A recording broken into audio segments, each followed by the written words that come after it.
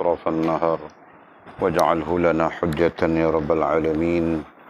اللهم افتح لنا فتوح العارفين وارزقنا فهم النبيين واجعلنا من عبادك الصالحين والمتقين يا رب العالمين.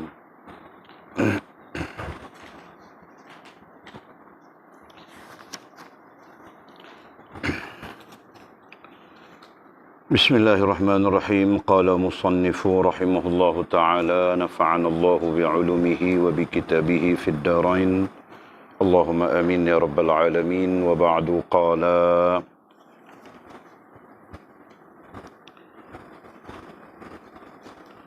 Nabi besar Muhammad sallallahu alaihi wasallam pernah bersabda kepada Sayyidina Ali radhiyallahu taala anhu, jika Allah membimbing seseorang melalui bimbingan kamu kepadanya, maka itu lebih baik kepada kamu dari apa-apa sahaja di mana matahari terbit.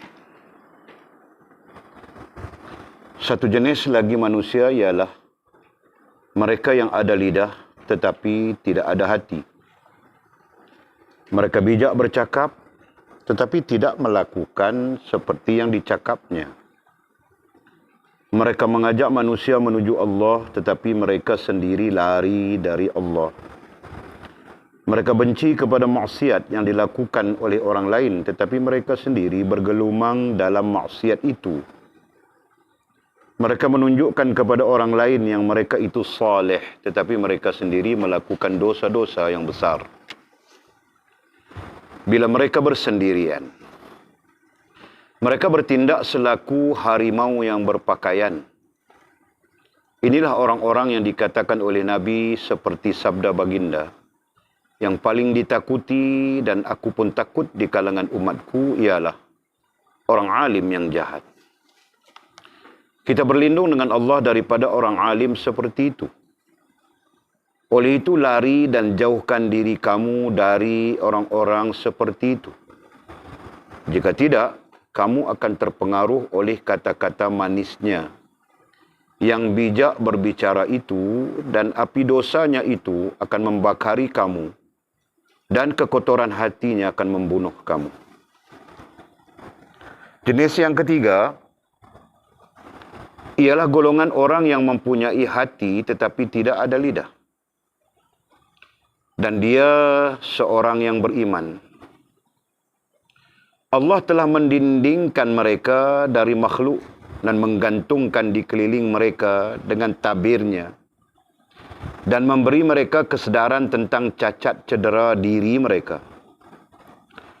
Allah menyinari hati mereka dan menyedarkan mereka tentang kejahatan yang timbul oleh kerana mencampuri orang ramai dan kejahatan kerana bercakap banyak. Mereka ini tahu bahawa keselamatan itu terletak dalam diam dan berkhalwat. Nabi pernah berkata, barang siapa yang diam akan mencapai keselamatan. Kata baginda lagi, sesungguhnya berkhidmat kepada Allah itu terdiri dari 10 bahagian. 9 darinya terletak dalam diam. Oleh itu, mereka dalam golongan orang jenis ini adalah wali Allah dalam rahsianya. Dilindungi dan diberi keselamatan. Bijaksana, rakan Allah dan diberkati dengan keredaannya dan segala yang baik akan diberi kepada mereka. Oleh itu, kamu hendaklah berkawan dan bergaul dengan orang-orang ini dan beri pertolongan kepada mereka. Jika kamu berbuat demikian, kamu akan dikasihi Allah dan kamu akan dipilih dan dimasukkan dalam golongan mereka yang menjadi wali Allah dan hamba-hambanya yang saleh. Kemudian kata musannif, jenis manusia yang keempat. Okey ya, kita sambung pengajian kita syarahan yang ke-33. Dan kita telah pun diberi pengenalan ya, daripada syarahan ini. Dan kita juga telah diperkenalkan dengan satu golongan manusia yang mungkin kita berhadapan, ataupun secara umumnya satu golongan manusia terbanyak di dalam manusia dan di dalam masyarakat. Jenis yang pertama daripada 4 jenis. Dan jenis yang pertama ini adalah yang terbanyak. Itu kita sudah bincang. Nah, ketika berada di jenis yang terbanyak, maka kita cuma ada 2 pilihan. Sama ada meninggalkan mereka atau bersama-sama mereka. Faham tak? Itu cuma ada 2 pilihan. Sama ada kita meninggalkan mereka dengan maksud mengislahkan diri kita sendiri, ataupun kita bersama-sama mereka. Nah, jika kita bersama-sama mereka, maka kita perlu menjadi seperti yang telah kita sebutkan dalam syarahan yang keempat. Dalam apa? Dalam syarahan yang ke-33 ini. Yaitu kita menjadi apa? Kita menjadi, sebut sebuah sunnah kan? Kamu hendaklah cuba menjadikan diri kamu sebagai orang yang dilengkapi dengan ilmu ketuhanan. Itu. Kita perlu ada ilmu tauhid. Nah, kita perlu jadi begitu. Atau jadi guru kepada yang baik, atau jadi pembimbing kepada agama Allah, pemimpin atau pengajak manusia kepada jalan Allah SWT. Nah, itu yang kita perlu jadi sekiranya kita mau berada di khalayak mereka. Ya kan? Nah, kalau dibincangkan dalam fiqh dakwah, dengan syarat kita meyakini bahawa kita boleh merubah mereka. Itu dalam fiqh dakwah. Nah, sekiranya kita tidak yakin, tidak meyakini bahawa kita boleh merubah manusia yang banyak ini, dengan ditakuti kita terpengaruh dengan mereka dan sebagainya, maka ketika itu mengislahkan diri itu lebih baik. Fahamkah? Maksud mengislahkan diri adalah mengasingkan diri kita dari keramaian-keramaian itu. Nah, hal ini dibincangkan oleh Syekhuna wa Mursyiduna Abdul Qadir Jailani rahimahullah ta'ala adalah kerana kita umat dakwah. Kerana kita adalah umat yang ditakdirkan Allah mengajak manusia kepada Allah, menggantikan baginda Nabi kita SAW yang telah wafat 1500 tahun yang lalu. Itu kan? Nah, jika umat lain wafat satu Nabi, mereka menunggu Nabi. Itu umat-umat yang terdahulu daripada umat baginda Nabi kita SAW. Ketika wafat Nabi, mereka menunggu satu Nabi yang lain. Kemudian wafat Nabi, menunggu Nabi yang lain. Sehingga Nabi kita Muhammad SAW sebagai Nabi terakhir. Dan Nabi kita bersabda, Ana nabiul akhiru wala nabiyya ba'di. Akulah Nabi yang terakhir, tidak ada Nabi selepasku. Dan maksud Nabi itu menunjukkan bahawa umatku lah, umatnya lah yang menanggung, yang memikul tanggungjawab mengajak manusia kepada Allah Subhanahu wa ta'ala. Dan kemudiannya para ulama pada mentakhrijkan hadis-hadis Nabi maupun ayat Al-Quran mengatakan kerana itulah kenapa umat Muhammad SAW dimuliakan daripada umat-umat yang lain. Ya kan? Kerana umat Muhammad SAW ini memikul tanggungjawab, memikul tugas Nabi. Ya kan? Nah, kerana itu umat Muhammad SAW dimuliakan oleh Allah Subhanahu wa ta'ala berbanding umat-umat yang lain. Karena ini pernyataan Al-Quran dan ini adalah pernyataan daripada hadis Nabi SAW. Jelaskah? Nah, padahal umat-umat lain yang ibadahnya mungkin 2000 tahun, 1000 tahun lebih. Tetapi tetap dimuliakan kepada umat Muhammad SAW yang paling panjang usianya adalah sikit-sikit saja kan yang 100 tahun lebih. Terbanyaknya adalah 50-an, 60-an, gitu kan? Itu yang terbanyak. Nah, okey. Pernyataan berkaitan dengan umat Muhammad dimuliakan ini ada banyak hadis selain daripada ayat Quran. Ayat Qurannya ialah kuntum khaira ummatin ukhrijat linnas ta'muruna bil ma'ruf wa tanhauna 'anil munkar. Kuntum khaira ummatin. Kamu adalah umat yang terbaik.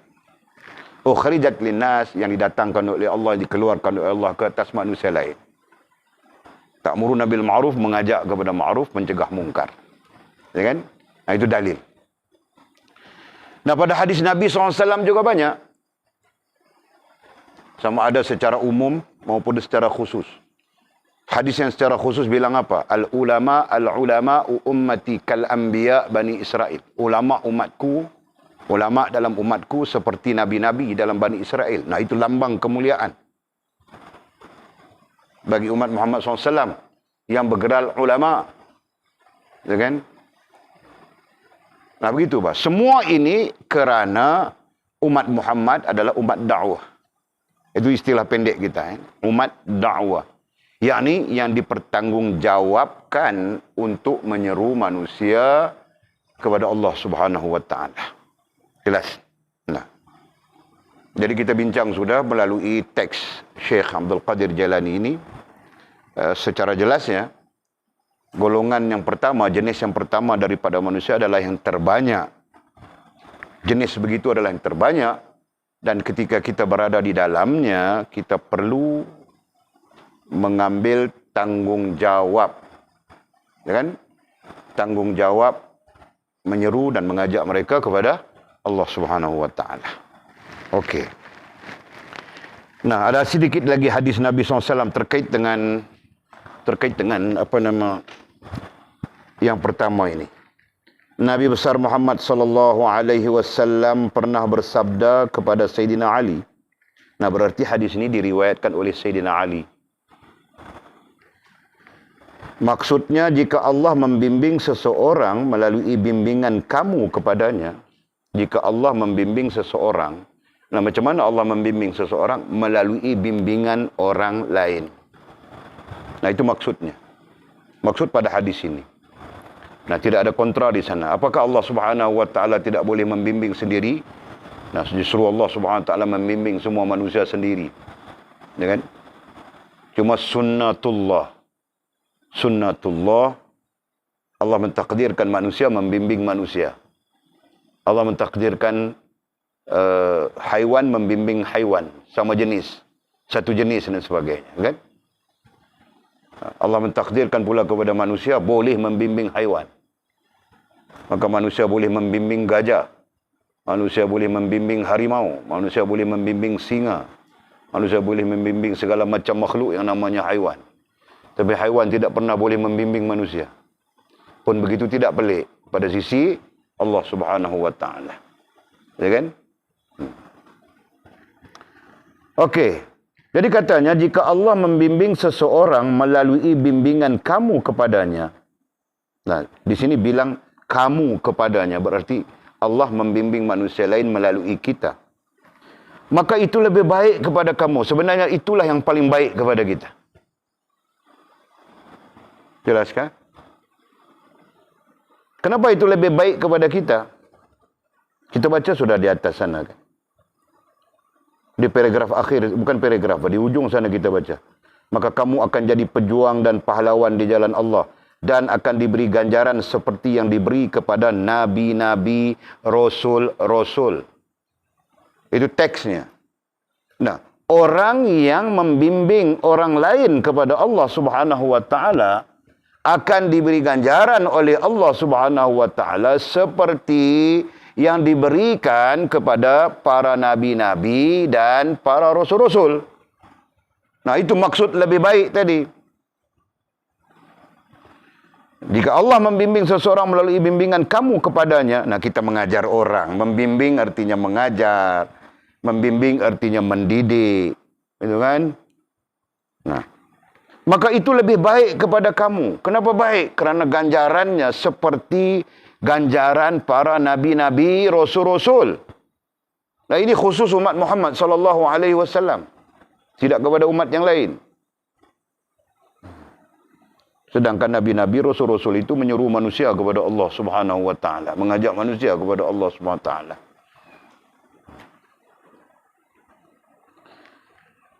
Maka itu lebih baik kepada kamu dari apa-apa sahaja di mana matahari terbit.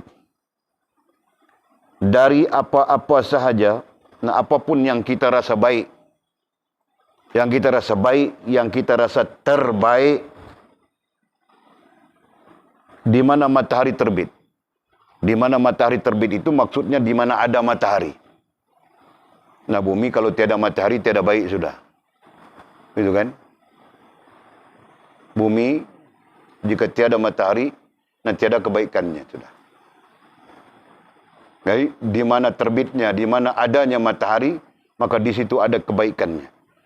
Maka apa saja yang baik, apa saja yang terbaik di bumi yang matahari terbit, maka kita berada di posisi mengajak orang kepada agama Allah Subhanahu wa taala. Nah, itulah yang terbaik daripada yang terbaik kita rasakan. Faham tak?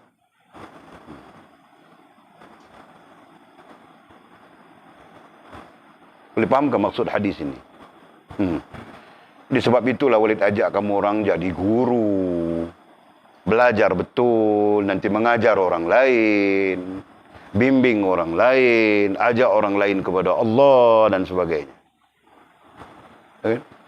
Dan Walid pun tidak lari, Pak. Kalau baca di atas, kita baca di atas tadi, apa? Dilengkapi orang, jadilah kamu orang yang dilengkapi dengan ilmu ketuhanan. Nah, Walid ajar kamu orang dasar-dasar ilmu ketuhanan. Dasarnya lagi ajar, bukan kitabnya saja, Pak. Dasarnya. Kan? Guru kepada yang baik, berarti Walid ajar kamu orang supaya bina diri kita adab-adab yang baik. Nanti kita boleh mengajak orang menjadi guru kepada adab yang baik. Nah, itu pembimbing kepada agama Allah. Nah, nanti kita menjadi orang yang membimbing orang lain kepada agama Allah Subhanahu wa taala. Dan pengajak manusia kepada jalan Allah. Nanti kamu orang akan mengajak manusia lain kepada jalan Allah Subhanahu wa taala. Nah, itu sebabnya. Jelas kah? Jadi kamu orang datang bukan mau menghabiskan masa 4 tahun makan angin saja. Belajar. Betul kah? Nah, mudah-mudahan hadis ini memberi manfaatnya besar kepada kita, ya. Memberi manfaatnya besar kepada kita, insyaAllah. Kemudian kata musannif, satu jenis lagi, ini jenis yang kedua. Jenis manusia. Keberadaan manusia, yang kedua. Satu jenis lagi manusia ialah mereka yang ada lidah tetapi tidak ada hati. Ada lidah, kiasan juga, majas juga. Tapi tiada hati. Ada lidah. Kemarin kita cakap sudah. Apa maksudnya? Mereka tidak ada lidah dan tidak ada hati. Apa maksud tidak ada lidah? Tidak mau belajar, bahkan. Tidak mau belajar. Dan tidak ada hati, tidak ada perasaan terhadap Allah, agama dan dirinya sendiri. Nah, sekarang manusia yang kedua ini mereka yang ada lidah. Nah, berarti dia mungkin mau belajar, mau bertanya, mau mengambil tahu. Tetapi tidak ada hati. Dengan makna yang telah kita sebutkan. Nah, tidak ada perasaan. Tidak ada hubungan perasaan dengan Allah, dengan agama dan dengan dirinya sendiri. Dalam kitab-kitab lain orang bilang apa di sini, ya? Lidahnya hidup, hatinya mati. Dalam kitab Mishkatul Anwar, Imam Ghazali rahimahullah ta'ala bilang, orang yang begini, lidahnya hidup tapi hatinya mati. Teks berbeza, perkataan berbeza, tapi maksudnya sama saja. Kan? Nah, ada ramai orang yang lidahnya hidup tapi hatinya mati. Ramai? Dalam huraian-huraian yang lebih panjang, orang yang lidahnya hidup, hatinya mati, cenderung kepada munafik, cenderung kepada nifak bilang. Sebab itu Allah menegur manusia, yaquluna bi alsinatihim laisa fi qulubihim. Mereka bertutur, bercakap, berkata dengan lidah mereka, tetapi tidak dengan hati mereka. Yaquluna bi alsinatihim. Yaqul berarti mereka bercakap, bi alsinatihim dengan lidah mereka, berarti lidah mereka hidup. Berarti ada lidah itu. Laisa fi qulubihim, tetapi hati mereka tidak, berarti hati mereka mati. Nah, ini jenis kedua dalam rentetan Syekhuna wa Mursyiduna Abdul Qadir Jalani rahimahullah ta'ala. Jadi apa sifat mereka? Mereka bijak bercakap. Nah, kerana hidupnya lidah mereka, nah mereka bijak bercakap. Tetapi tidak melakukan seperti yang dicakapnya. Nah, lidah cakap bagus, dengar dia orang bercakap, Masya Allah. Bagus saja. Tapi tidak melakukan apa yang dicakapnya. Nah, tadi Walid bilang kan, cenderung kepada nifak. Menurut Imam Ghazali dalam kitab Mishkatul Anwar, nah, orang yang begini cenderung kepada nifak. Alamatun nifaknya, alamat nifaknya, tanda nifaknya, Al-Quran bilang itu. Yaquluna bi alsinatihim laisa fi qulubihim. Mereka bercakap dengan lidah mereka, berkata dengan lidah mereka, begini, begini, begini. Laisa fi qulubihim, tetapi tidak ada pada hati mereka.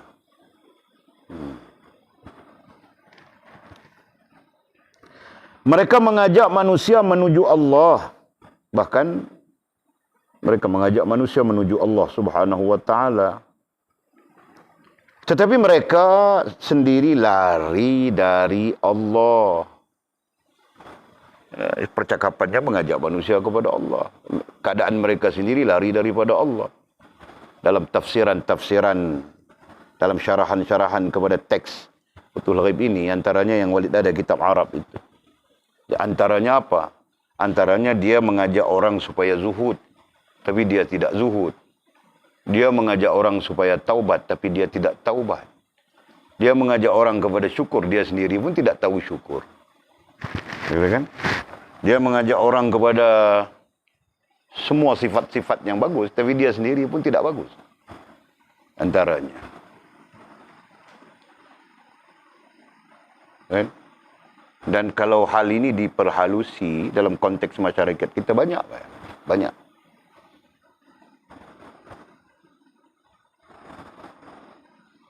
Dia mengajar orang, kita kena zuhud, kita kena korban, begitu begini, begitu begini. Nah, dia sendiri pakai kereta besar-besar, kereta mewah. Contohnya begitu kan. Nah, nanti kamu orang jangan. Yang sederhana saja. Kan? Kita perlu zuhud, kita perlu zuhud. Nah, dia buat rumahnya 500.000. Orang disuruh zuhud, dia nah, ada pertimbangan mungkin di sana, Pak. Kerja sendiri, Pak. Ya, walaupun sendiri kau kerja, duit kau sendiri dan sebagainya. Tapi kau perlu zuhud. Itu kan? Mengambil sekadar keperluan, selebihnya kau perlu berikan kepada orang lain. Melayan, kita belajar sudah. Kita belajar pada syarahan yang ke-31, gitu kan? Melayan makhluk Allah subhanahu wa ta'ala dengan baik. Nah, Walid terjumpa bahawa orang yang melayan makhluk Allah dengan baik. Nah, di kawasan mana Walid jumpa ya? Dia memberi kera-kera makan. Nah, pada Walid itu antara kebagusan, antara kebaikan melayan makhluk Allah SWT dengan baik. Dia beli roti-roti, kan? Walid berhenti bah, jumpa tengok dia, kasih makan sama, sambil sembang. Dia fikir, dia bilang apa? Dia mimpi kera-kera ni minta makan. Dia mimpi kera-kera. Kera tahu apa kera? Monyet. Orang bilang monyet. Nah, monyet-monyet itu minta makan dari dia. Jadi dia berhenti bagi makan. Satu hari dia akan beli 6 bag. 6 apa? Bungkus. 6 bungkus besar roti gardenia. 1 hari. Di kawasan ini, jalan ini sampai ke Jalan Mahkamah, dia kasih makan orang ini. Ini hari dia kasih makan di sini, besok dia pergi kasih makan di sana, lusa dia kasih makan di situ. Jalan ini tempat dia selalu kasih makan. Masya Allah. Dia melayan, termasuk melayan. Dia bilang kan, pada syarahan yang pertama. Melayan makhluk Allah Subhanahu Wa Taala dengan baik. Okey. Nah, kita bercakap lagi ni, sifat-sifat orang yang kedua ni. Jenis yang kedua. Mereka mengajak manusia menuju Allah, tetapi mereka sendiri lari dari Allah. Mereka benci kepada maksiat yang dilakukan oleh orang lain. Nah, orang lain buat maksiat, dia sangat marah, dia sangat benci. Tetapi mereka sendiri bergelumang dalam maksiat itu. Ada syarahannya sebenarnya. Kalau tengok di dalam syarahan yang Walid ada di sini itu hari. Nah, maksudnya mungkin dia benci maksiat ini, tapi dia pergi buat maksiat lain. Dia terlibat dengan maksiat lain. Faham tak? Dia benci satu maksiat, tapi dia terlibat dengan 10 maksiat misalnya. Itu maksud. Termasuk maksudnya. Allah. Mereka benci kepada maksiat yang dilakukan oleh orang lain. Nah, kalau orang lain buat maksiat, dia marah saja, mengamuk saja, dia pam, mengata habis-habisan. Padahal dia pun kadang-kadang terlibat juga. Kan? Tetapi mereka sendiri bergelumang dalam maksiat itu. Mereka menunjukkan kepada orang lain yang mereka itu saleh. Ini lagi berat. Mereka menunjukkan kepada orang lain yang mereka itu saleh. Tetapi mereka sendiri melakukan dosa-dosa yang besar. Allah, ya Allah. Nah, di sini Walid pun takut juga. Mudah-mudahan Allah ampunkan Walid. Marah saja kamu orang begitu, jangan begitu, jangan begini, jangan begitu. Takut Walid pun terbuat juga. Yang bilang jangan begitu, jangan begini. Nah, sebab itu Walid mau duduk dalam hutan sorang-sorang.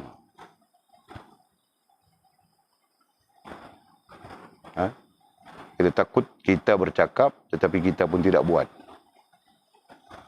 Allah.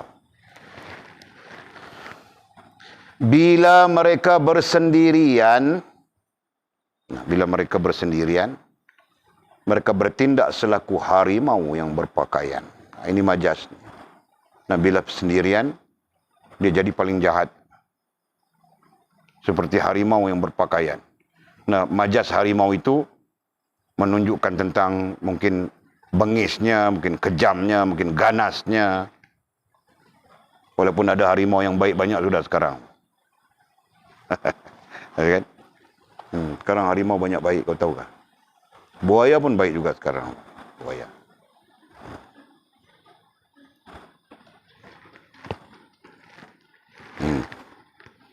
Okey. Inilah orang-orang yang dikatakan oleh baginda Nabi SAW seperti sabda baginda, yang paling ditakuti dan aku pun takut di kalangan umatku ialah orang alim yang jahat, bilang. Hadisnya berbunyi, innama akhafu wa akhwafu ala ummati al-alimun apa? Rakhisun. Punya hadis begitu kah? Kalau tidak silap Walid. Ada banyak hadisnya sekejap. Ada banyak hadisnya. Versi-versi hadis itu berbagai. Innama akhafu wa akhwafu ala ummati ad-dajjal qabla ad-dajjal. Nah, itu versi hadis lain. Kan? Ada lagi yang seperti ini. Dan banyak versi hadisnya. Tapi keseluruhannya menggambarkan orang-orang yang lidahnya bagus, tetapi hatinya jahat. Lidahnya seiring dengan Allah dan Rasul, tetapi hatinya bercanggah dengan Allah Subhanahu wa taala dan Rasul. Jelaskah boleh sebut ni? Jadi kita takut itu. Nah, Makil, apa soalanmu tadi?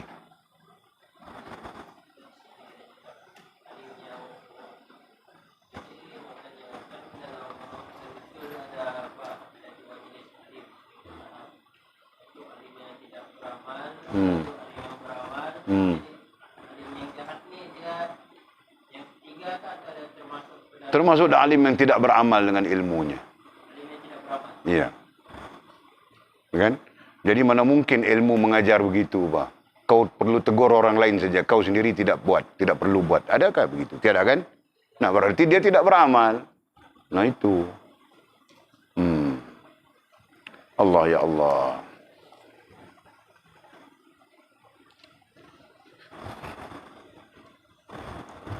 Kita pun takut juga kan, Takut, Pak. Kita sendiri pun tidak beramal banyak, Pak Bakil. Walid selalu bising-bising kamu orang saja. Tidak zikir banyak, tidak zikir banyak, tidak zikir banyak. Nah, Walid pun tidak zikir banyak, Pak. Jul. Walid pun tidak zikir banyak, Pak Jul. Tapi Walid bising-bising kau suruh zikir banyak. Allah, ya Allah. Nah, takut begini juga, Pak. Takut termasuk suruh orang buat baik. Walid sendiri pun tidak buat baik. Nah, mulai hari ini kita zikir sama-sama banyak. Maukah? Betul? Betulkah? Nah, Walid ajak kamu orang, Pak, supaya aku tidak terjerumus ke lembah ini. Aku takut nih sekarang mau cakap dengan kamu orang, aku takut sudah nih. Mau? Tapi kita janji betul-betul. Nah, satu hari kita zikir 17.000. Kenapa?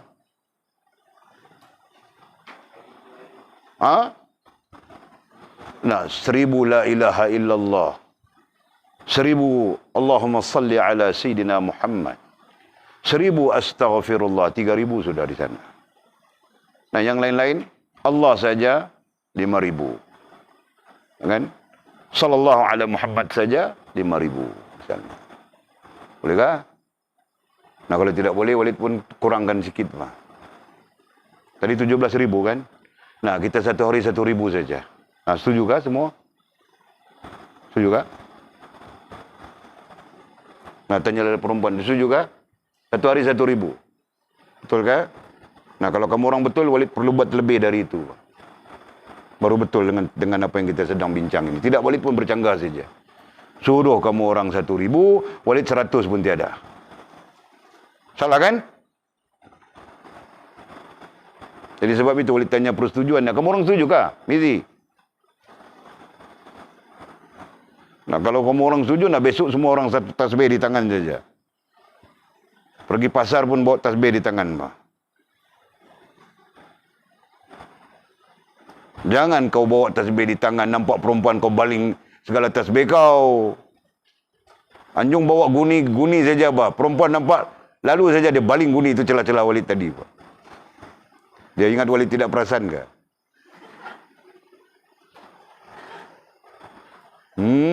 Anjung. Ku kenal bah budak itu, kau ni. Kalau kau mau budak itu jangan minta Walid duit, bah. Aku tidak mau kasih kau duit mau nikah budak itu, bah.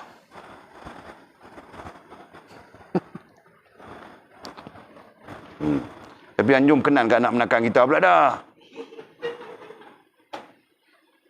Tadi pian tak barang anak menakan kita, pi rumah mak menakan dia berkenal anak menakan kita pula.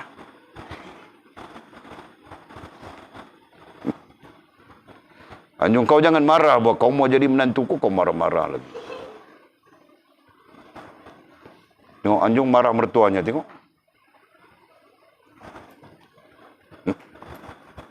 Okey.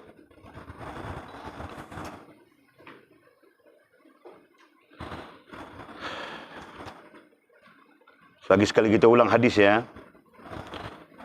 Seperti sabda baginda Nabi SAW, yang paling ditakuti dan aku pun takut di kalangan umatku ialah orang alim yang jahat. Al-alimul fajir. Hadisnya bunyi begitu. Innama akhaf wa akhwafu ala ummati al-alimul fajir. Bunyi hadisnya begitu. Hadis versi ini ya, hadis versi ini. Jadi maksudnya di sini dia ada pengetahuan, dia ada ilmu, dia ada pengetahuan, tetapi jahat. Ya kan? Itu maksudnya. Apakah orang ada ilmu jahat? Ya. Jika tidak, masakan Nabi SAW sebut dalam hadis, innama akhaf wa akhwafu ala ummati ad-dajjal qabla ad-dajjal. Sesungguhnya aku takut. Innama akhaf wa akhwafu, dan aku sangat takut, sangat bimbang. Muncul di kalangan umatku Dajjal sebelum daripada Dajjal. Faqila wa man hiya Dajjal ya Rasulullah. Sahabat pun bertanya, siapa dia Dajjal itu wahai Rasulullah? Qala, maka berkata Nabi, al-ulama usu. Ulama yang jahat. Nah, mereka ada ilmu. Tapi karena kepentingan pribadi mereka sendiri, nah, mereka sanggup menyembunyikan fakta, hukum dan sebagainya. Nah, itu bilang ulama yang jahat. Alim yang jahat. Kemudian kata musannif, kita berlindung dengan Allah daripada orang alim seperti itu. Ya Allah, mudah-mudahan Allah melindungi kita juga, Pak. Sekarang banyak, Pak. Apalagi kita sedang berada di zaman-zaman akhir ini. Jadi kita berdepan dengan banyak kekeliruan, kecelaruan yang bermacam-macam. Namun takhir ini timbul sudah isu mau korban. Isu korban timbul sudah. Nah, ada orang-orang yang mereka mau buat korban. Tidak belajar tentang korban, tidak tahu fiqahnya dan sebagainya. Nah, mau buat korban. Sisi lain, orang yang menguruskan korban pun tidak tahu fiqahnya. Nah, akhirnya kelang kabut semua. Itu terjadi. Nah, para ulama-ulamanya diam saja. Misalnya. Kita bercakap satu sisi kan. Nah, akhirnya rosak ibadah orang semua. Mungkin jadi begitu. Paham tak? Okey. Oleh itu lari dan jauhkan diri kamu dari orang-orang seperti itu. Nah, kalau kita berjumpa, bertembung dengan orang-orang seperti ini, nah, lidahnya bagus, tapi hatinya kotor. Lidahnya sangat peta, sangat beragama. Nah, tapi jiwanya, hatinya bercanggah dengan agama. Nah, sekiranya kita tahu, lari saja dari mereka, bilang syekh kita, mursyid kita. Oleh itu lari dan jauhkan diri kamu dari orang-orang seperti itu. Kenapa? Jika tidak, kamu akan terpengaruh oleh kata-kata manisnya. Kita akan terpengaruh saja. Kan? Ramai orang terpengaruh. Yang menyeleweng, yang sesat pun lagi orang terpengaruh. Kan? Yang terang-terang nampak penyelewengannya. Terang-terang menyalahi akal sekalipun pun orang terpengaruh. Ini apalagi yang berselindung di sebalik semua ini kan.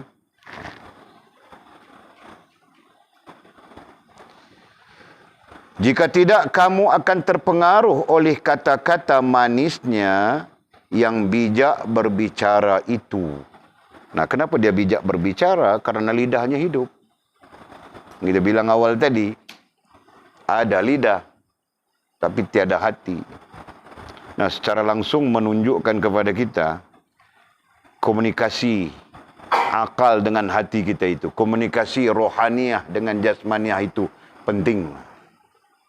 Dan secara langsung, nah, berdirinya kita dengan Allah Subhanahu wa Ta'ala, kita bilang berhubungan itu berlaku secara hati, secara rohaniah dan secara jasmaniah. Nah, sekiranya tidak berlaku secara rohaniah dan jasmaniah, nah, jahat bagi kita. Bilang sudah dalam teks yang kita bincang ini, termasuk jahat. Kalau kau orang berilmu, nah kau orang yang berilmu yang jahat. Nah, kalau kau orang yang tidak berilmu, orang jahil, berarti kau jahil yang jahat. Nah, begitu. Masya Allah.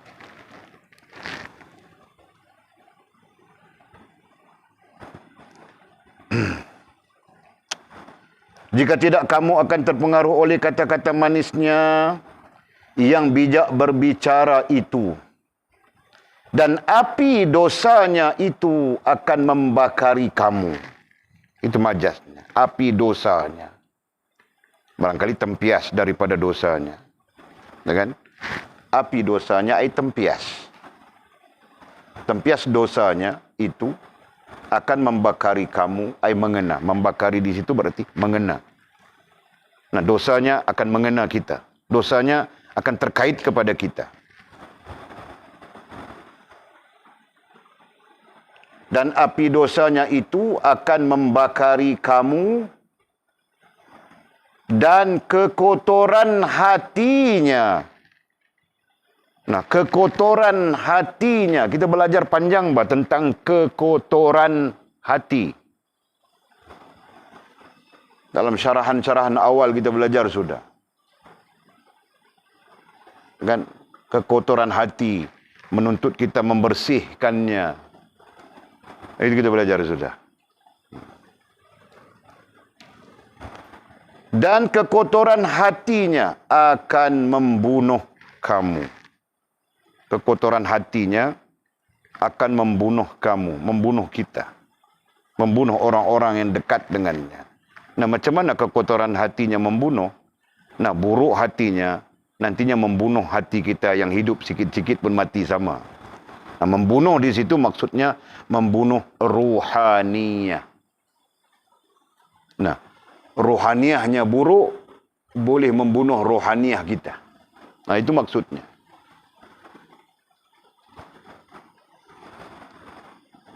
Kalau kita kaitkan dengan hadis baginda Nabi kita SAW, nah, belajar sudah.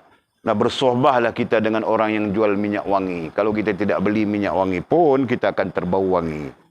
Nah, itu majas. Kan?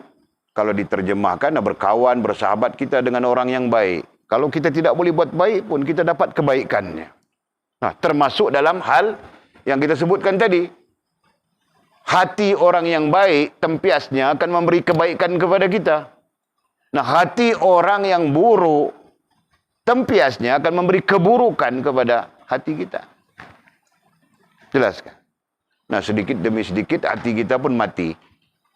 Kita belajar sudah 3 tahap kan? Tahap sihat, terkena penyakit, sakit dia. Nah, kita pun biar saja. Ikut saja, syok saja dengan orang-orang yang tidak ada pendirian macam kita bilang tadi. Ikut saja. Nah, akhirnya hati kita yang mati. Faham tak? Mudah-mudahan Allah pelihara kita. Nah, itu jenis kedua.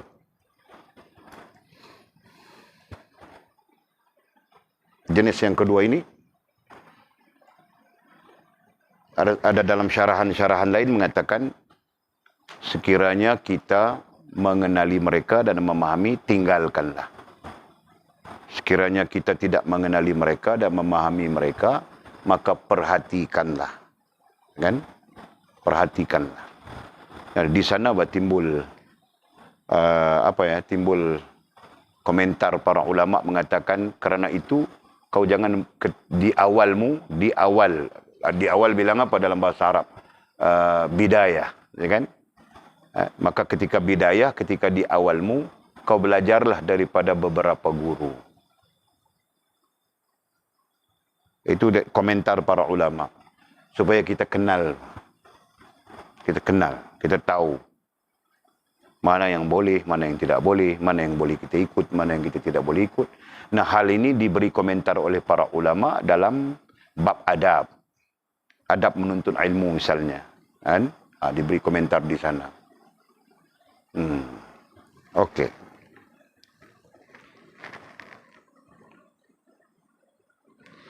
Jenis ketiga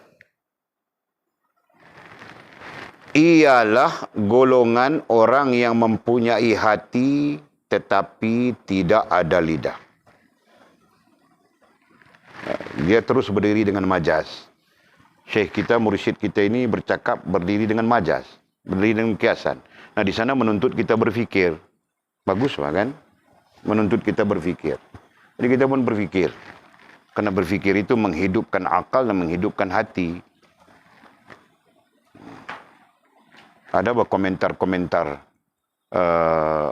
tidak tahu Wahabi kan mereka ini, tidak tahu. Tapi beri komentar kepada ulama-ulama Nusantara ini khususnya, yang menulis kitab menggunakan istilah dan bahasa-bahasa lama. Jadi mereka komentar. Jadi jawapan yang diberikan oleh Profesor Abdul Mu'ti, Universiti Kebangsaan Malaysia. Profesor Abdul Mu'ti adalah orang yang mempertahankan sistem pondok. Menurut Profesor Abdul Mu'ti, sistem pondoklah benteng-benteng terakhir akidah umat. Di sisi lain, semua akidahnya lingkup, semua akidahnya rusak. Menurut Profesor Abdul Mu'ti, dia menjawab kenapa para ulama menggunakan, selain daripada bahasa itu klasik, term-term yang digunakan, istilah-istilah yang digunakan, sampai kepada ulama-ulama sekarang pun menggunakan istilah-istilah yang lama, walaupun klasik, tapi istilah itu masih digunakan. Nah, salah satunya adalah supaya kita belajar dan berfikir. Nah, sebab itu ada ulama yang menulis kitab berdasarkan kepada syair. Nah, bersyair saja. Kan? Imam Syafi'i sendiri ada kitabnya. Syair saja kan? Apa nama kitabnya? Lupa sudah. Jadi dia mengajar manusia, mengajar umat melalui syair. Nah, syair itu kan penuh dengan majas. Majas itu, majas ini, kiasan itu, kiasan ini. Jadi ditanya orang, kenapa Imam Syafi'i? Jawabnya karena supaya kita berfikir. Supaya orang yang belajar itu berfikir. Nah, begitu. Jadi kita tidak bersifat menerima ilmu masuk 2 kali 2, 2 kali 2, 4, 3 kali 2, 6. Itu kan bersifat objektif. Hurufnya, kan? Faham tak?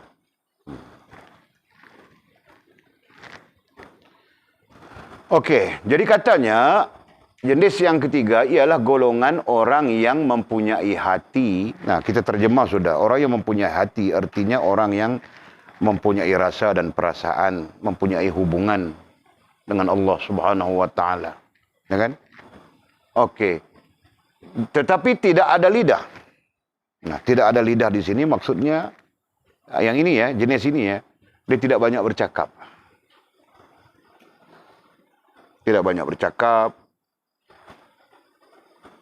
Lebih banyak berdiam. Apalagi perkara-perkara yang tidak menghubungkannya dengan Allah Subhanahu wa taala. Nah, dia di sana dia lebih banyak berdiam.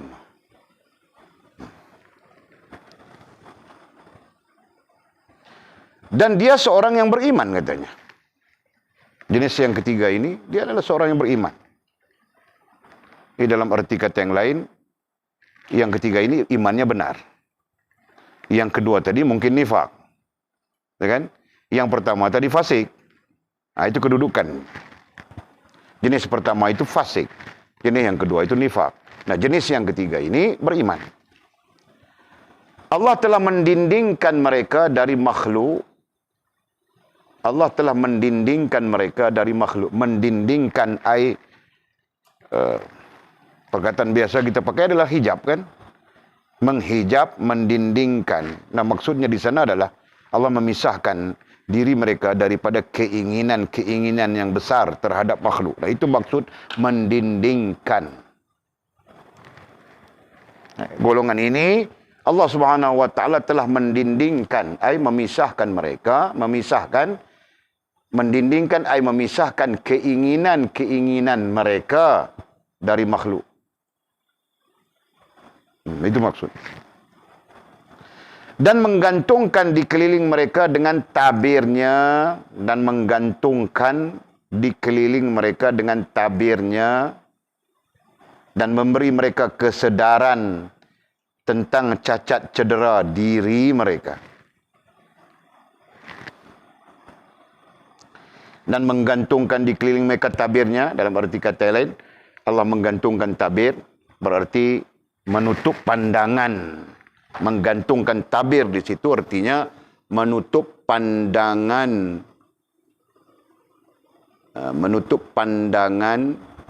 pandangan daripada, datang dari mana pandangan? Kan tahu?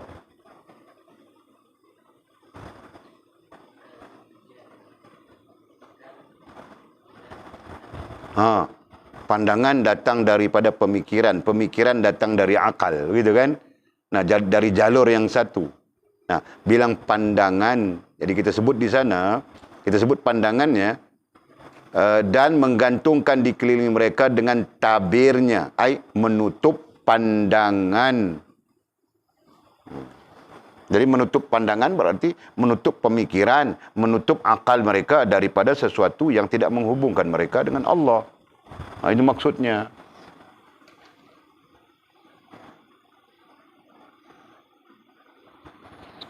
Nah, kadang-kadang, ya kan, akal kita, pemikiran kita, pandangan kita pun kadang-kadang tersasar daripada hubungan dengan Allah Subhanahu wa Ta'ala. Betul kan? Orang yang pandai begini, orang yang pandai begitu, pandai begini. Nah, selama mana mereka tidak tersasar hubungan dengan Allah, maka kepandaian itu memberi manfaat yang bagus. Nah, kalau pandai begitu, pandai begini, pandai begitu, pandai begini, tetapi tersasar dari segi hubungannya dengan Allah SWT, nah kepandaian itu sebenarnya membawa kita jadi sesat, jadi menyeleweng.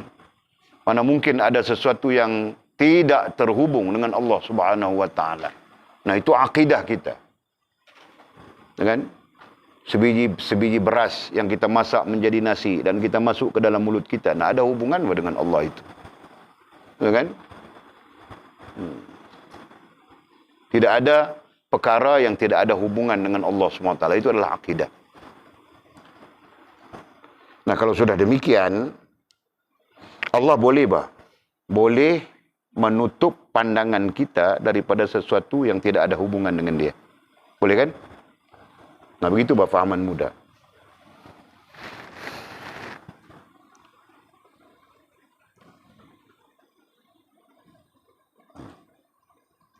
Dan memberi mereka kesedaran. Dan memberi mereka kesedaran. Kemudian Allah menutup pandangan kita daripada sesuatu yang tidak menghubungkan kita dengannya. Kemudian memberi kita kesedaran. Kesedaran itu apa? Sedar diri kan? Nah, itu kita pakai istilah sedar diri saja.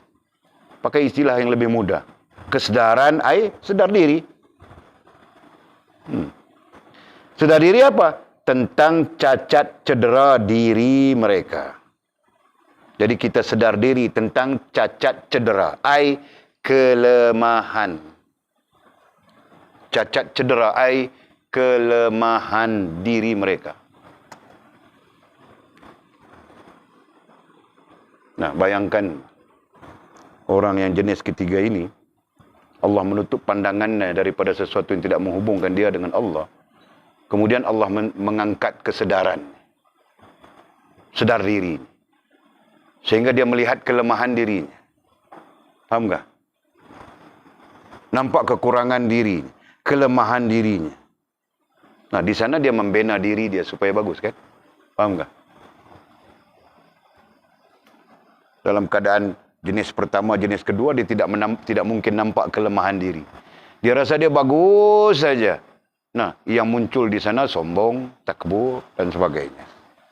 Berbanding orang yang mencapai kesedaran diri, atau kita bilang sedar diri, nah, dia nampak kekuranganku di sini, kesalahanku di sini, tidak bagusnya aku di sini.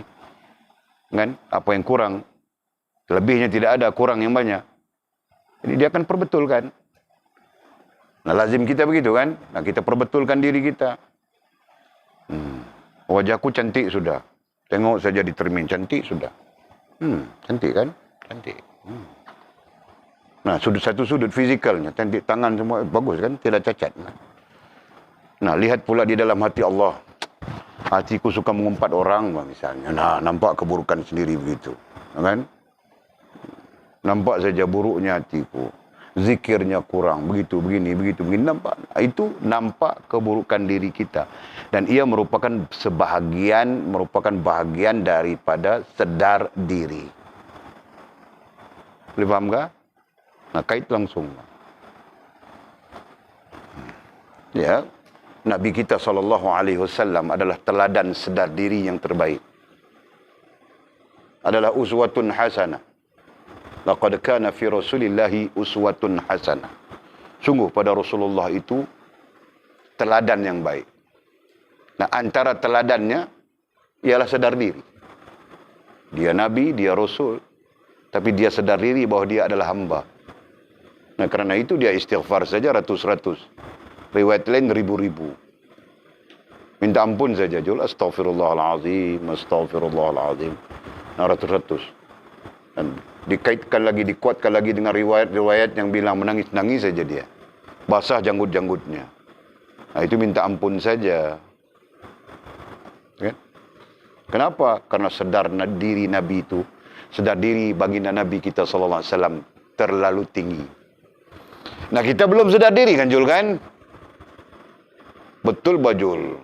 Aku pun belum sedar diri. Aku istighfar saja tidak aku nangis. Betul, Pak. Astagfirullahaladzim, astagfirullahaladzim. Aku sebut juga. Tiada nangis, Pak. Macam mana mau buat, Jul? Macam mana mau buat? Bila kita istighfar, kita nangis. Macam mana mau buat? Dia tidak boleh buat-buat, Pak Jul. Tidak boleh. Kalau kau buat-buat pun, nanti kau sendiri yang ketawa. Tahu tak?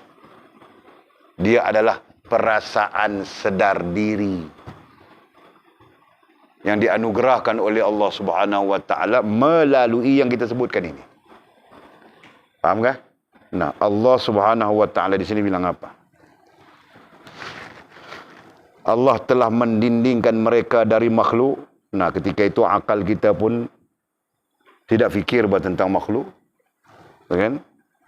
Dan menggantungkan di keliling mereka dengan tabirnya yang kita bilang tadi, pandangan gitu kan, memberi mereka pandangan, mengangkat pandangan mereka, bukan mengangkat pandangan, memelihara mereka daripada makhluk. Itu kau boleh sebut tadi, daripada pengaruh makhluk dan sebagainya kan. Itu. Dan memberi mereka kesedaran. Allah yang memberi kesedaran itu. Pada hakikatnya kita tidak ada daya upaya untuk menyedarkan diri kita sendiri pun. Kan? Nah, Allah Subhanahu Wa Taala memilih siapa yang dia kehendaki, kemudian memberikan kesedaran kepada mereka. Nah, di sana mungkin Allah beri kesedaran pada Walid. Allah beri kesedaran pada Pak Haji Napiah. Nah, kami pakat-pakat saja bina tempat ini, bangunkan tempat ini. Faham tak? Kalau Allah tidak beri kami dua kesedaran, Pak Haji Napiah berada di laut bermancing saja dia kerjanya. Nah, Walid pun serupa juga, Pak. Walid pun kaki mancing juga. Faham tak? Nah, kami pun termasuk dalam orang yang Allah bagi kesedaran. Dengan sebab itu kami bina ini, bina itu. Pak Haji Napiah bina dom kamu orang. Dan kamu orang pun boleh duduk, belajar. Kan? Okey. Allah, ya Allah. Allah menyinari hati mereka. Lanjutan dari sana tadi. Lanjutan dari Allah mengangkat pandangan mereka dan memberi mereka kesedaran tentang cacat cedera diri mereka. Nah, lanjutannya, Allah menyinari hati mereka. Kalau kita tidak faham Allah menyinari, faham saja Allah meletakkan nur di dalam hati mereka. Nah, begitu. Ada ulama moden, ulama mutakhir, ulama ahli Madinah. Dia bukan Wahabi, ulama ini. Siapa namanya yang meninggal baru ini? Boleh ada baca teks satu kitab karya, baca dalam Facebook.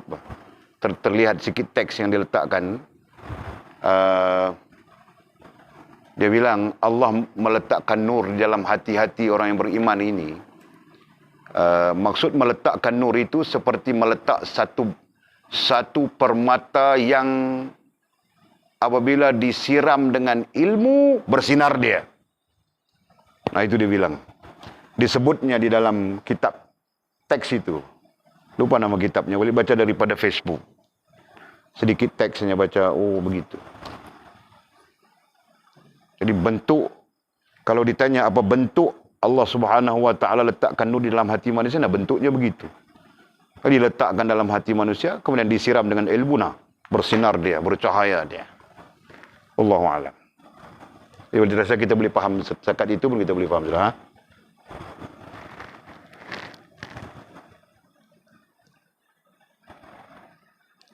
Allah menyinari hati mereka dan menyedarkan mereka. Nah, itu terkait dengan sedar diri semuanya. Dan menyedarkan mereka tentang kejahatan. Nah, kejahatan ini perlu kepada kesedaran. Kalau tidak sedar, kita terus jahat saja. Betul kan? Manusia ini, kalau tidak ada kesedaran, maka dia akan terus jahat saja. Yang menyebabkan manusia berhenti daripada kejahatan. Nah, kejahatan itu bersifat apa sekalipun.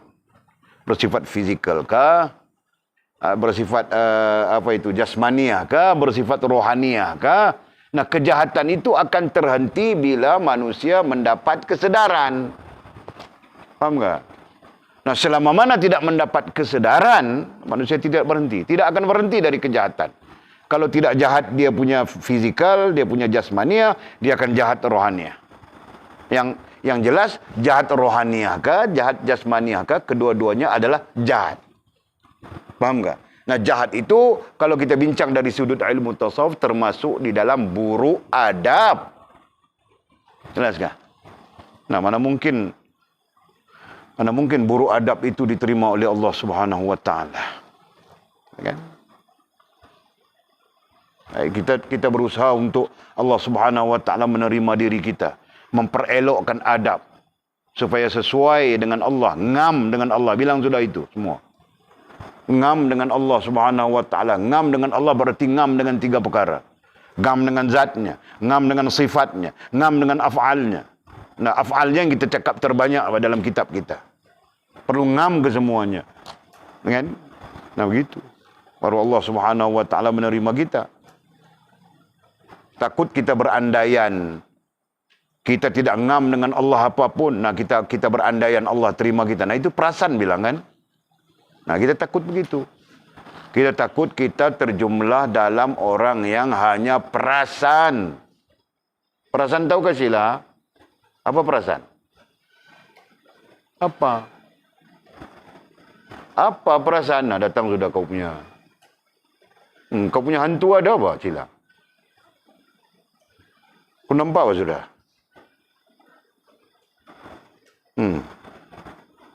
Nabi tanya kau tadi kan, perasaan itu apa? Sebelum kau jawab, proof dia masuk di kau. Sebab itu kau jawab. Itu bukan kau sebenarnya, hantu kau itu. Hantu yang ada pada kau tu. Kau tidak percaya kah? Hei hantu, kau duduk sebelah sila. Dia tidak mau, Pak. Dia ada di kau tu. Di kau pun. Apa? Perasaan itu apa? Begitu juga. Nah, kita tanya lagi sekali ya, Fas. Perasaan itu apa?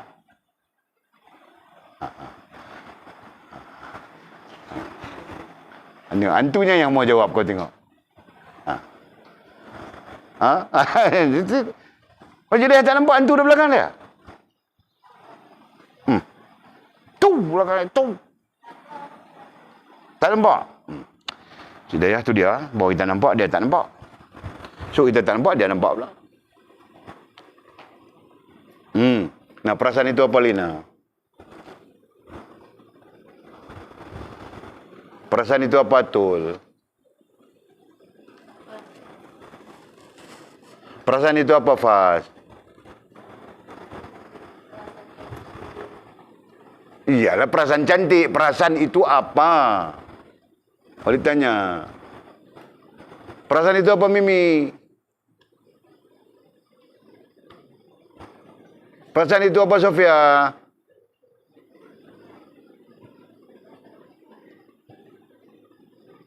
Perasaan itu apa, Izati?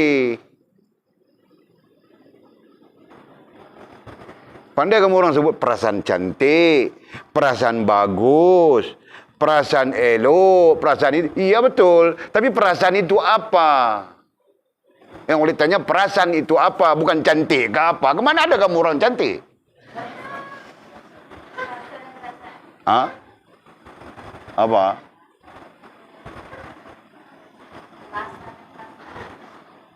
Ulang? Itu jawabannya, Pak. Yang dikatakan perasaan itu adalah rasa dan perasaan yang salah.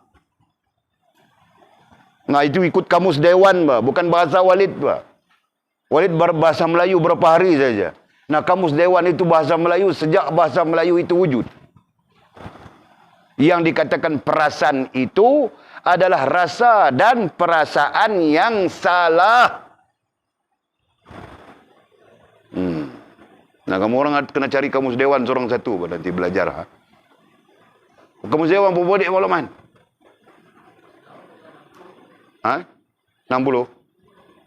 Harga dia. Nanti simpan duit, Pak. Jangan buang-buang duit. Beli kamus dewan seorang satu. Nanti kamu pulang-pulang mau cakap bahasa Melayu dulu. Lepas bahasa Melayu, baru kamu cakap dusun kah, kadazan kah, bajau kah, apa kamu mau cakap, baru kau cakap. Begitu, Pak. Ha? Boleh kah? Oh, jatuh. Mati ke boleh jatuh. Tak kuat tu dia mati. Dia kena upgrade. Pakai getah. Okey, jelas sudah. Nah, perasaan itu makna apa? Rasa dan perasaan yang salah. Itu orang bilang perasaan. Itu orang bilang perasaan. Nah, lawan perasaan itu, lawan rasa dan perasaan yang salah, kita dapat kemudian sudah perasaan, betul? Nah, lawan perasaan itu apa? Sedar. Nah, clear sudah sekarang. Jelas sudah? Jelas semua? Jelas Faraizati? Lawannya adalah sedar diri. Selama mana kau tidak sedar diri, kau akan perasan. Nah, sekarang kita kaitkan urusan kita dengan Allah Subhanahu wa taala. Selama mana kita tidak sedar diri, maka kita juga akan perasan dengan Allah Subhanahu wa taala. Nah, jelas sudah. Paham enggak? Jadi hidup kita dalam keadaan perasaan saja, padahal Allah Subhanahu wa taala pandang kita pun tidak. Mungkin begitu kan? Dan itu yang perlu ditakuti. Orang-orang yang beriman, yang antara dia takut adalah Allah tidak memandangnya. Jelas kasihlah. Nah, kita perlu takut itu sampai bila-bila. Takut Allah SWT tidak memandang kita. Nah, tinggal di sana apa? Kita saja yang perasan. Nah, dapat sudah. Perasaan itu adalah rasa dan perasaan yang tidak baik, yang tidak betul, yang salah dan sebagainya. Lihat kan? Nah, di sana para ulama ajar bahawa Allah itu hak, benar. Berarti perasaan terhadap Allah itu benar. Nah, jika kau tidak ada perasaan terhadap Allah, maka kau sebenarnya perasaan. Ya kan? Okey. Apa dia tu? Kamus Dewan? RM29.90. Okey, kita beli masuk dalam perpustakaan nanti. Kita beli, kita masukkan dalam perpustakaan. Mungkin kita beli 4 ke 5 ke. Okey, tak apa. Alhamdulillah. No. Pak Jenapiah, untuk kamu orang belajar, no, dia mau beli. Nampak tak? Oleh tidak mau bawa kamu orang dalam dom sana sembang dusun, Pak.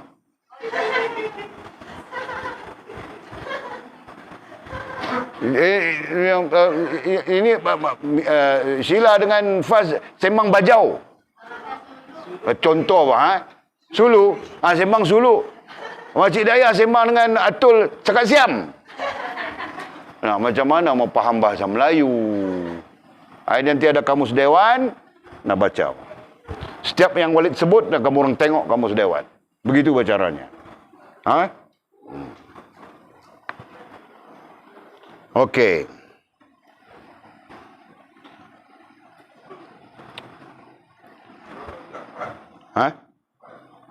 Kita ada dalam untuk perpustakaan, kita ada 3, 2, 3, 4 pembeli. Pak Haji Kelim kat saya tu. Okey, terus. Allah menyinari hati mereka dan menyedarkan mereka tentang kejahatan. Nah, kejahatan itu bilang dua sudah tadi kan? Kejahatan ruhaniyah dan kejahatan jasmaniyah. Kita perlu kesedaran kepada dua hal ini. Kita tidak mau kejahatan jasmaniah kita tahu, tapi kejahatan rohaniah kita tidak pernah tahu. Misalnya. Nah, di situ kerugian besar pada kita. Jadi kita perlu tahu apa kejahatan jasmaniah, apa kejahatan rohaniah. Nah, secara umumnya kejahatan jasmaniah maupun kejahatan rohaniah adalah percanggahan dengan Allah Subhanahu wa taala dan agama ataupun Rasulullah sallallahu alaihi wasallam. Itu secara umumnya. Okey?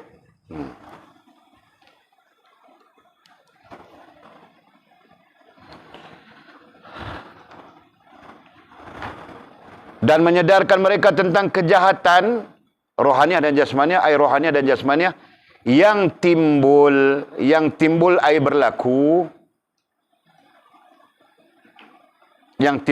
berlaku oleh kerana mencampuri orang ramai, Nah, kita belajar sudah kan? Syarahan yang keberapa? Ke-6 kah? Ya kan? Kita perlu mengeluarkan diri kita daripada keramaian-keramaian yang tidak menghubungkan kita dengan Allah Subhanahu wa taala.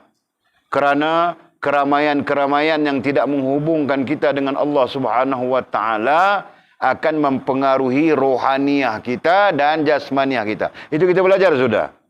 Nah, jadi katanya dan menyedarkan mereka tentang kejahatan rohaniah dan jasmaniah yang timbul berlaku oleh kerana mencampuri orang ramai. Nah, semestinya ada kesan bila kita mencampuri orang ramai. Ada kesan yang akan masuk ke akal kita, ada kesan yang akan masuk ke hati kita. Nah, ada kesan yang akhirnya menjadi tingkah laku kita. Itu perkara yang kita perlu sedar. Nah, nanti kamu orang menikah, nah jangan suka-suka mau pergi pampe kah, mau pergi mall kah, tengok wayang kah. Nah, Walid tidak menafikan ada sosialisasi yang suami nanti bawa isterinya, anaknya tengok wayang. Kan? Jadi istrinya dan anaknya terdedah dengan panggung wayang. Nah, Walid sampai sekarang tidak pernah bawa mamamu tengok wayang. Anak-anak Walid pun tidak pernah tengok wayang. Tidak tahu panggung wayang apa mungkin. Tahukah panggung wayang Zati? Macam mana panggung wayang?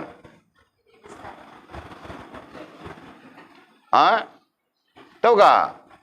Nah, kau tidak tahu sebab Walid tidak pernah mengajar kau dengan panggung wayang. Betulkah? Nah, siapa di antara kamu orang yang pernah tengok wayang? Kasih tahu aku mau tengok jahat kah? Hati kau macam mana? Nah, siapa di antara kamu orang yang pernah masuk panggung wayang, tengok wayang? Kasih tahu sekarang. Atul sudah, Sofia sudah, lagi siapa? Rina sudah. Mimi kau? Kau pun pernah juga, Pak? Aduh. Kau? Fas? Nah, jadi Walid boleh mengatakan bahawa dalam hati kamu orang ada kejahatannya tersendiri. Walid boleh cakap satu persatu apa yang kamu dapat daripada panggung wayang itu, yang sifatnya adalah kejahatan. Nah, siapa kamu orang yang pernah tengok masuk panggung wayang? Semua. Jadi bilang semua saja. Potong sudah. Kau pernah rantau? Pernah juga lah. Nah, kau masuk panggung wayang dengan siapa? Kau Mizi, kau masuk panggung wayang dengan siapa? Nah, aku tahu sebab aku nampak kejahatan itu di dalam hati kau.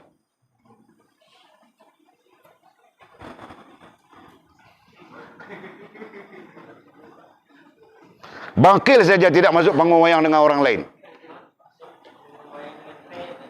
Dengan family, Pak. Itulah aku bilang bangkit saja. Tiada yang lain, semua masuk panggung wayang dengan ada dengannya. Aku tahu semuanya. Nampak? Jadi setiap yang masuk panggung wayang itu ada kejahatannya. Bukan salah, bukan jahat panggung wayang. Panggung wayang memang dia tayang filem apapun. Betul kan? Nah, yang jahat itu ialah hati-hati kita yang pernah terlibat dengannya. Faham tak? Okey. Nanti sampai masanya aku cerita apa kejahatan yang kamu orang dapat dari situ. Okey. Tengok yang ini. Sambungnya mana? Dan menyedarkan mereka tentang kejahatan yang timbul oleh kerana mencampuri orang ramai. Nah, termasuk pengwayang itu mencampuri orang ramai kan? Yang tidak menghubungkan kita dengan Allah kan? Betulkah? Nah, siapa boleh kasih tahu, Lina, kau masuk pengwayang telah menghubungkan kau dengan Allah? Beranikah? Siapa lagi? Faz, kau masuk pengwayang telah menghubungkan kau dengan Allah. Mimi? Walid cuma dengar satu orang saja. Umur Walid 52 tahun sudah. Baru dengar dari satu orang saja yang bilang isap syabu menghubungkan dia dengan Allah Subhanahu wa taala.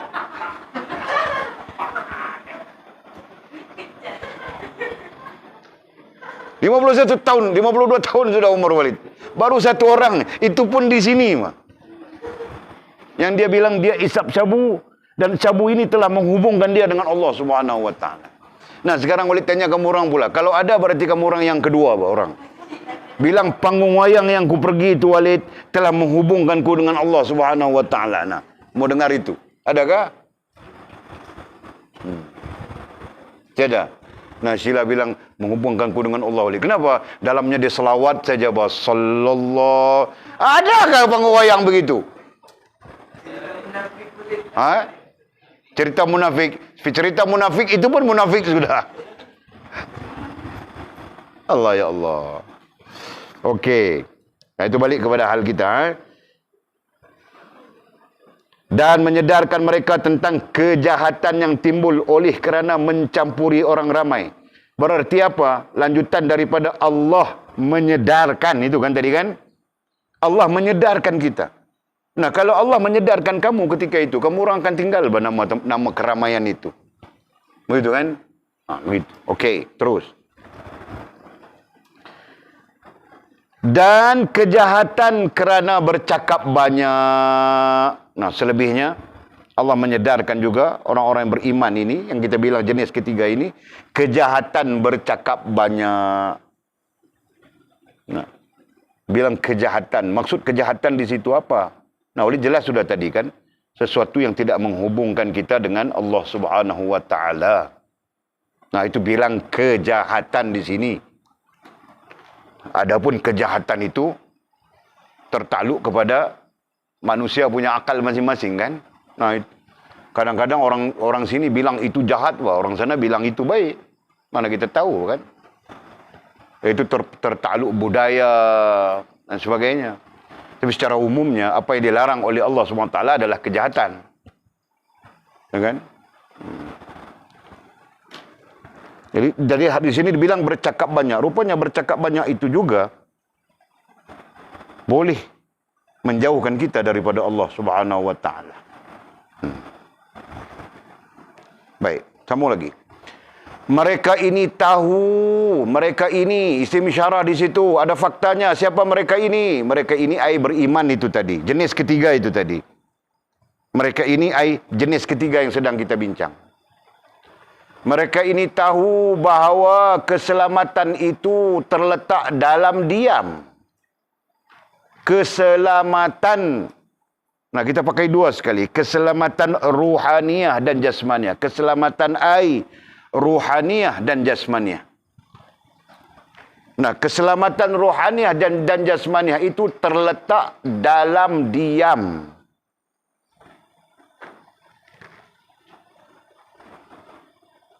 Jadi kalau kau diam, ruhaniyah pun selamat, jasmaniah pun selamat. Itu apa maksudnya kan? Dan berkhalwat.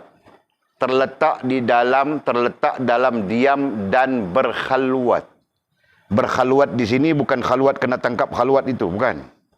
Berkhalwat di sini artinya bersunyian, bersendirian.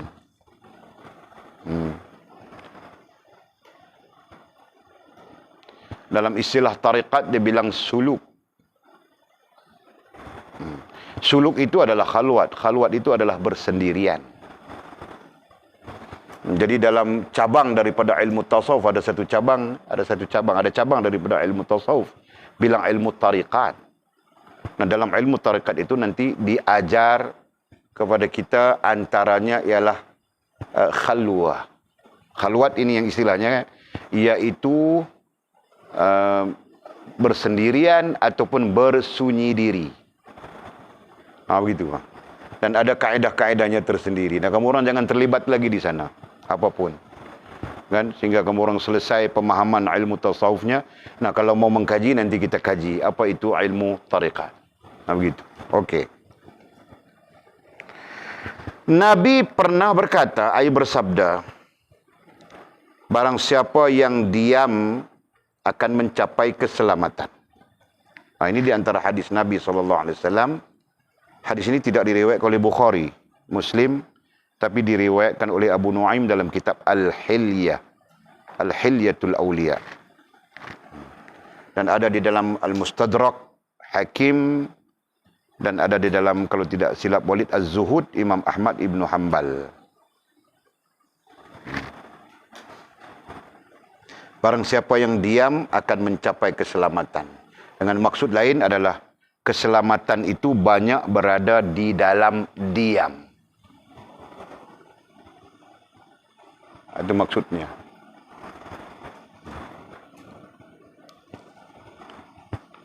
Kata baginda lagi, sesungguhnya berkhidmat kepada Allah itu terdiri dari 10 bahagian.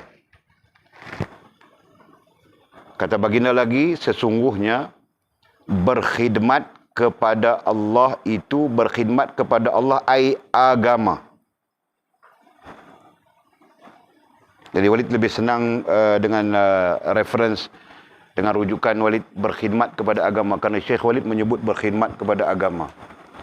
Kerana istilah berkhidmat kepada Allah itu syubhah. Nah, bilang berkhidmat kepada agama Allah, nah, menghapuskan syubhah. Ya kan? Nah, kalau bilang berkhidmat kepada Allah, nanti datang soalan-soalan. Macam mana kau berkhidmat kepada Allah? Nah, begitu begini. Nah, dia bilang syubhah. Jadi, melepaskan syubhah itu adalah berkhidmat kepada agama Allah. Dia dhabit di sana. Sesungguhnya berkhidmat kepada Allah, agama. Jadi boleh kita sebut agama Allah. Begitu. Berkhidmat kepada agama Allah itu terdiri dari 10 bahagian. Nah, ada 10 bahagian, ada 10 bentuk khidmat kepada agama Allah Subhanahu wa taala. Nah, Walid selalu saja menggunakan istilah kita datang khidmat kepada agama, marilah kita berkhidmat kepada agama Allah, khidmat kepada agama. Selalu Walid menggunakan istilah itu. Dan Walid menggunakan istilah itu kerana Syekh Walid, guru Walid pun menggunakan istilah yang sama. Dalam mendidik kami, jadi dia bilang kita khidmat kepada agama Allah. Belajar itu adalah bentuk khidmat kepada agama Allah. Mengajar itu adalah bentuk khidmat kepada agama Allah SWT. Dan banyak lagi hal-hal yang sabit dengan khidmat kepada agama Allah SWT. Okey. Jadi katanya, 9 darinya terletak dalam diam. Ada 10 bahagian, 10 bentuk khidmat kepada Allah Subhanahu wa taala. Kan? 9 darinya terletak dalam diam. Sampai di sini Walid tanya kepada Syekh, "Wahai Syekh, minta perincian satu persatu supaya kami tahu." Nah, Syekh Walid pun bilang nanti. Sampai sekarang pun dia pun bilang nanti, Pak. Jadi Walid terasa perinciannya ada, tapi Walid perlu rujuk dalam kitab Walid yang Walid belajar, kan? Nah, ada perinciannya yang kami kutip daripada syekh lain. Syekh yang mengajarin dia bilang nanti, kemudian dia pun lupa. Kami mau tanya takut, Pak.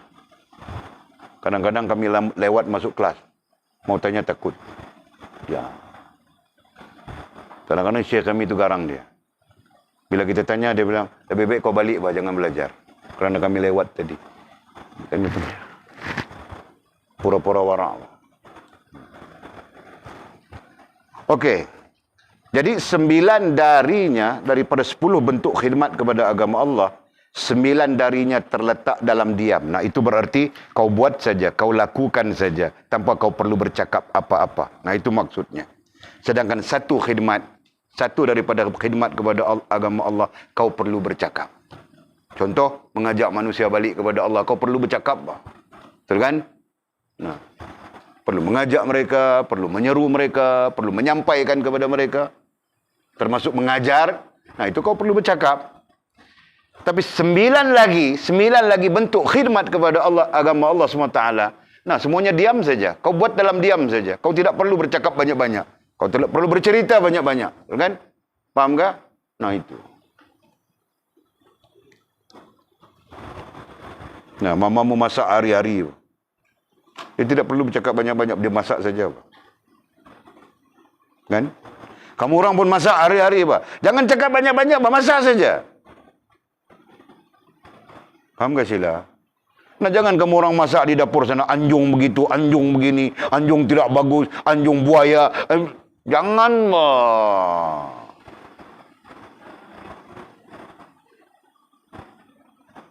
kau ni anjung, ku tolong kau begitu pun kau marah-marah saja.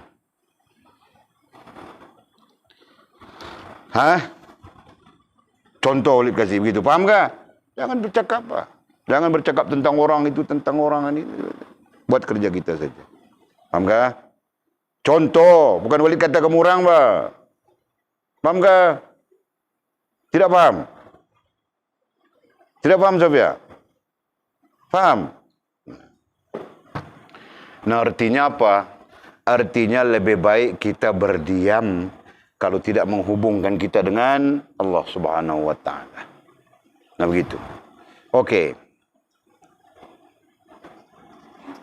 Oleh itu katanya, oleh itu mereka dalam golongan orang jenis ini, oleh itu mereka dalam golongan orang jenis ini adalah wali Allah dalam rahsianya. Adalah wali Allah. Apa maknanya di situ? Lina?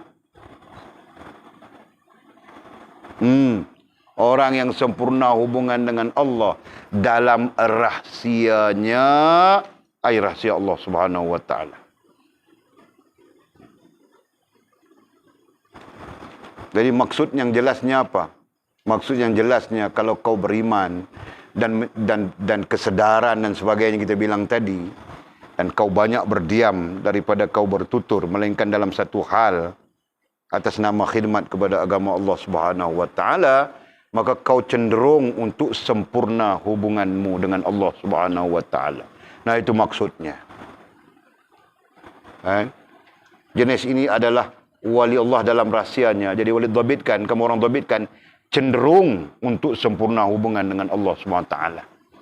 Nah, kerana orang yang bercakap banyak begitu begini tidak cenderung sempurna hubungan dengan Allah. Jadi katanya, oleh itu mereka dalam golongan orang jenis ini adalah waliullah, ay cenderung sempurna hubungan dengan Allah SWT dalam rahsianya, ay dalam rahsia Allah. Dilindungi, ay dipelihara.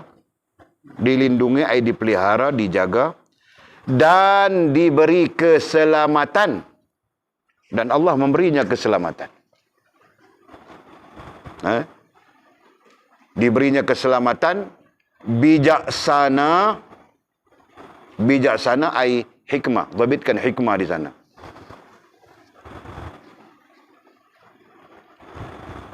Bijaksana ay hikmah dengan arti kata memahami hikmah. Rakan Allah. Bilang rakan Allah.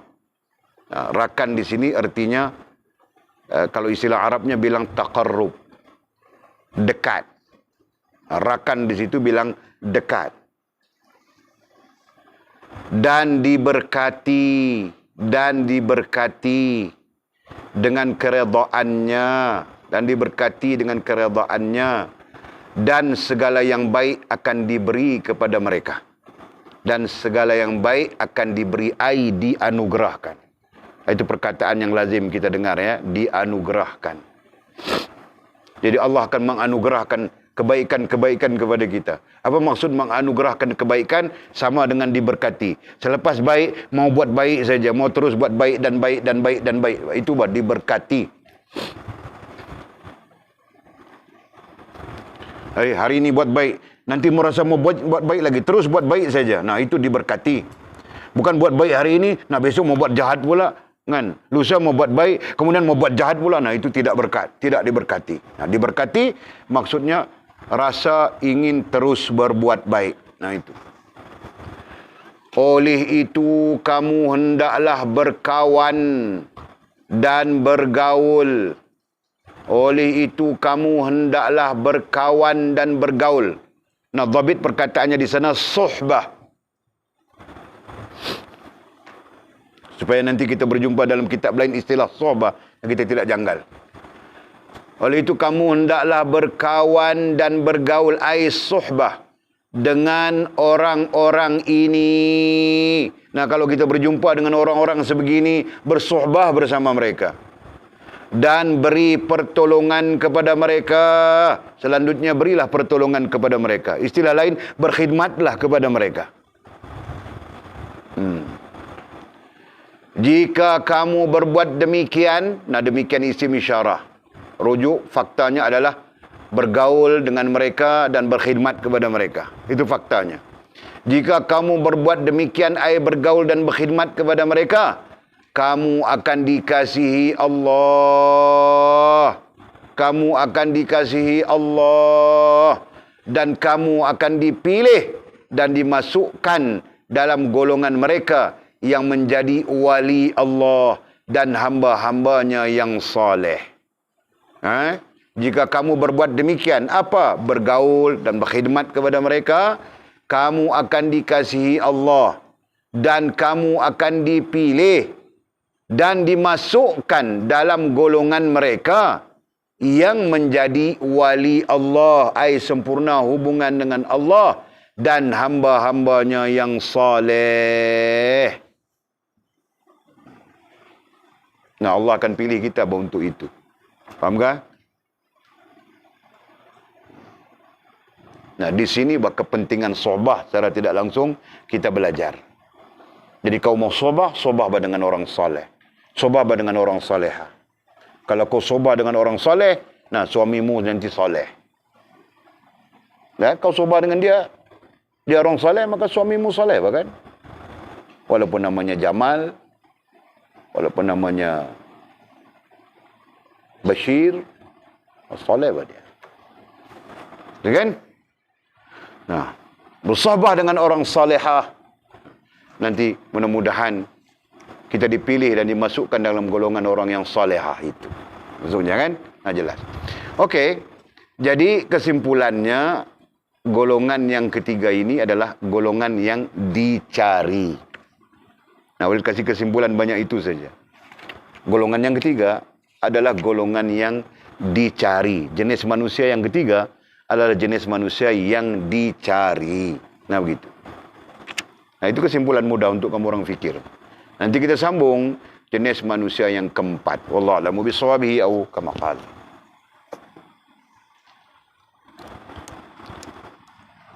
Jam 10 sudah. Patutlah rasa lapar-lapar saja. Ni hari kita makan apa? Ni hari kita makan apa? Malam.